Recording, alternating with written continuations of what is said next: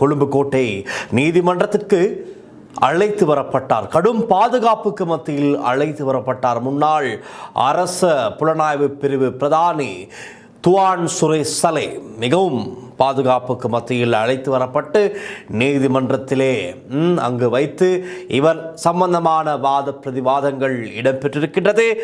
அரசு தரப்பில் ஆஜரான மேலதிக சொலிசிட்டர் ஜெனரல் திலீப பீரிஸ் நிறைய விடயங்களை வெளிப்படுத்தி இருக்கின்றார். நேற்று நீதிமன்றத்திலே என்னென்ன விஷயங்கள் பேசப்பட்டது, அது மாத்திரமல்ல, இது அனைத்தையும் விட மேலான ஒரு விடயம்தான் இந்த வழக்கு விசாரணையோடு தொடர்புடைய 6 பேருக்கு கடும் அச்சுறுத்தல் விடுக்கப்பட்டிருக்கின்றது. யாரால்? அதுவும் இராணுவ புலனாய்வு பிரிவு அதிகாரிகள் சிலரால் என்பது நேற்றைய தினம் நீதிமன்றத்திலே வெளிப்படுத்தப்பட்டிருக்கின்றது. அது சம்பந்தமாக நாங்கள் இன்றைய தினம் சற்று பேசலாம்.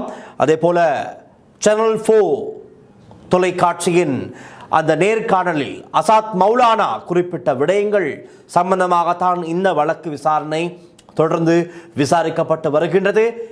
இந்த வழக்கினை முதலாவதாக முறைப்பாடு செய்தவர்தான் CSR அமைப்பின் அருட்தந்தை ரொஹான் சில்வா.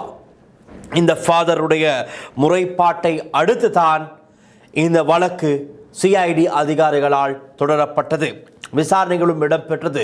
150 பேரிடம் விசாரணை மேற்கொள்ளப்பட்டு வாக்குமூலம் பதிவு செய்யப்பட்டது.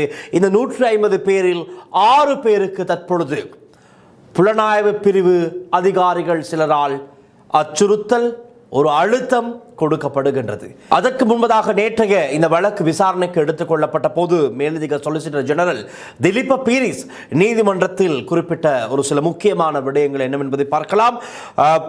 சொலிசிட்டர் ஜெனரல் திலீப பீரிஸ் நீதவான் அவர்களிடம் குறிப்பிடுகின்றார் இவ்வாறு: கௌரவ நீதவான் அவர்களே, மட்டக்களப்பில் இருக்கும் முஸ்லிம் கடும்போக்குவாதிகளுக்கும் IS பயங்கரவாதிகளுக்கும் அல் கொய்தா பயங்கரவாதிகளுக்கும் எந்த ஒரு ஒத்துழைப்பும் இல்லாமல் இலங்கையில் இந்த தாக்குதலை நடத்தி இருக்க முடியாது. இந்த தாக்குதலுக்கு பின்னால் 3வது சந்தேக நபரே பிரதான சக்தியாக இருந்துள்ளார்.